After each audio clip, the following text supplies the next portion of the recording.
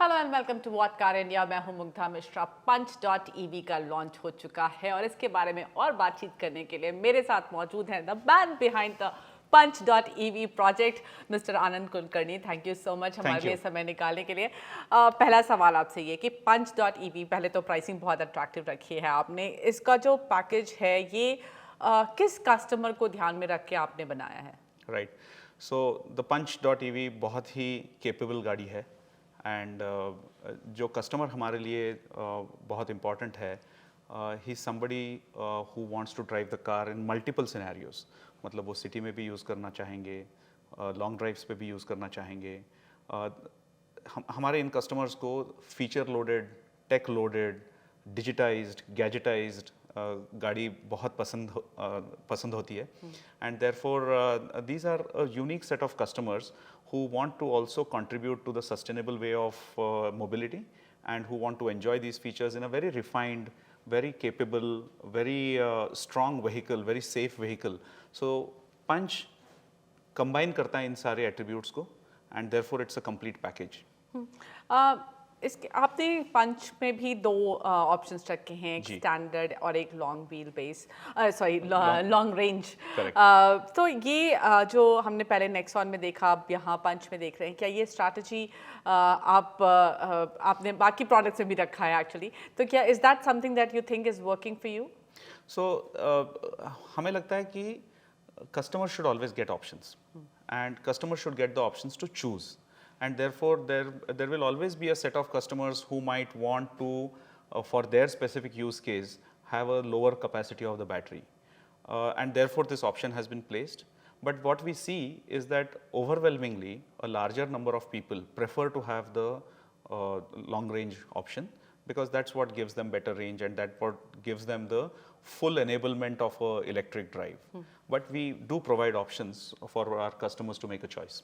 Okay, punch.ev की एक खास बात यह है कि वो acti.ev आर्किटेक्चर पे बनी है। अब इसके बारे में और बातचीत करते हैं। Anand sir is the best person to tell us more about it. तो ये वही प्लेटफॉर्म है जो हमने आपने जब हमें कर्व दिखाई थी तो वो अनवील किया था। कर्व में भी आपने बताया है कि पहले ईवी आएगी, उसके बाद फिर आइस उसमें आप डेवलप करेंगे। तो ये इस आर्किटेक्चर का जो कोर है वो समझाइए हमें। So ये जो आर्किटेक्चर है, एक्टिव बोलते हैं हम इसको। ये 4 लेयर्स हैं इनमें। So the first layer is the power train layer, जो बैटरी है या मोटर है, मोटर का कंट्रोलर है, all of that is the first layer.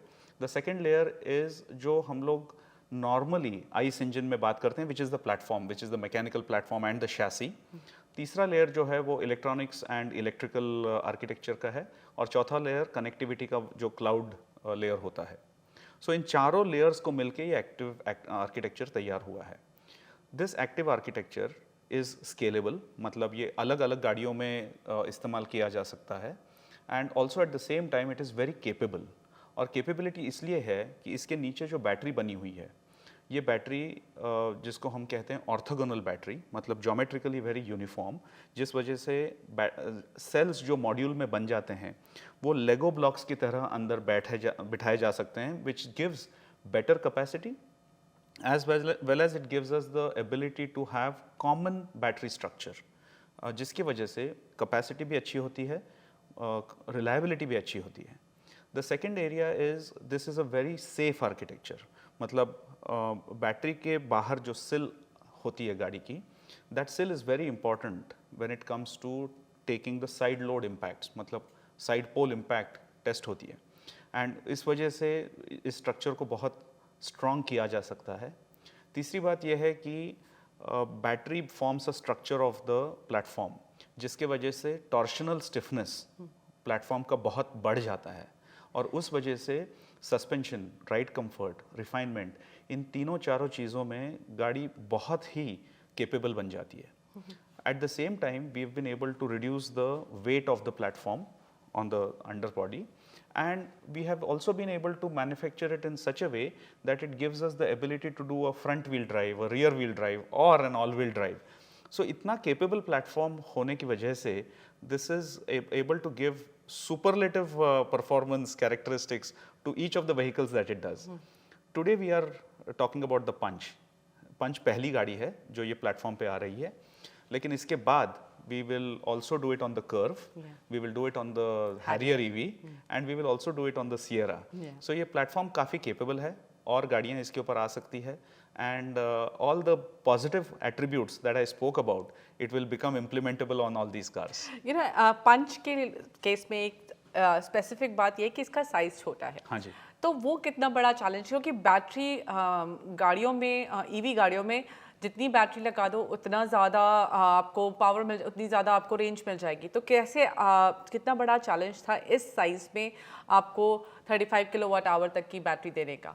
सो अगर इस गाड़ी को हम लोग जनरेशन 1 के अप्रोच से एग्जीक्यूट करते तो इसमें काफ़ी चैलेंजेस आने वाले थे और आ भी जाते, और इसीलिए एक्टिव ईवी का फॉर्मेशन हुआ है, एक्टिव ईवी का निर्माण हुआ है, जिसकी वजह से पूरी तरह से नीचे का जो हिस्सा है उसमें बैटरीज को स्प्रेड आउट किया जा सकता है, बैटरीज को ज़्यादा एफिशिएंटली माउंट किया जा सकता है, एंड अंदर सेल्स को भी ज़्यादा एफिशिएंटली उसको पैकेज किया जा सकता है।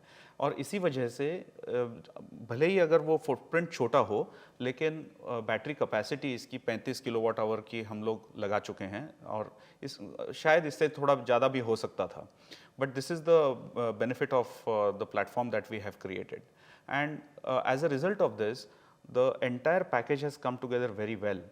And because the efficiencies that we have developed on the entire architecture are of a higher level, with a 35 kilowatt hour battery, we can do 421 kilometers MIDC range. MIDC is certified range, लेकिन in real life the car will still give about 300 kilometers. Oh, that's pretty good, क्योंकि फिर आप पूरा एक हफ्ता अपनी regular drive कर सकते हैं. That is a weekly drive and more for a lot of our people, and अगर weekend की जो छुट्टी होती है उसमें भी आप 300 किलोमीटर दूर ही जाते हो. बिल्कुल बिल्कुल. Okay. One question about Punch.ev is that you have packed it with features. आपने बहुत सारे features दिए हैं. Of course customers को features पसंद आते हैं, लेकिन इसमें जो features दिए हैं आपने, वो क्या उसके पीछे thought रहा है? So मुग्धा, जैसे मैंने पहले कहा कि today's customers are looking at feature loaded cars, they are looking at gadgetification, they are looking at digitization.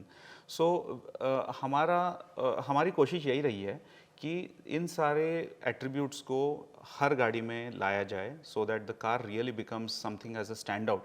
The Punch EV is therefore 2 segments above. In all the EVs that we have executed so far, our attempt has been to be 2 segments above the normal ICE cars that would be available in that segment, and the Punch is no different.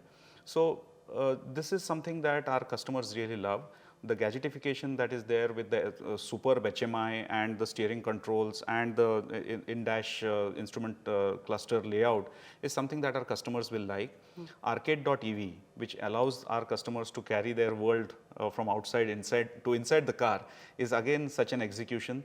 The music system is brilliant. It can give you a great viewing experience when the car is standstill, and therefore it's a full experience, and this is what we would want to offer to our customers.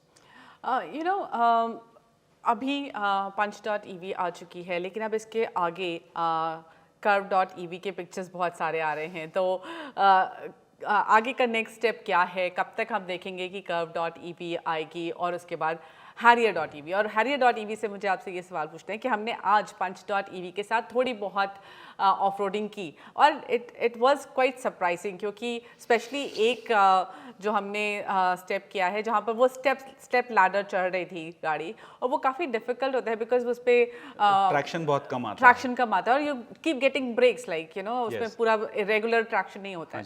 तो उसकी capability देखकर अब expectation और बढ़ गई है. I am sure. तो अब आप बताइए, Harrier.ev में फाइनली आप 4x4 की ऑप्शन दे देंगे? So as I said, the platform is capable.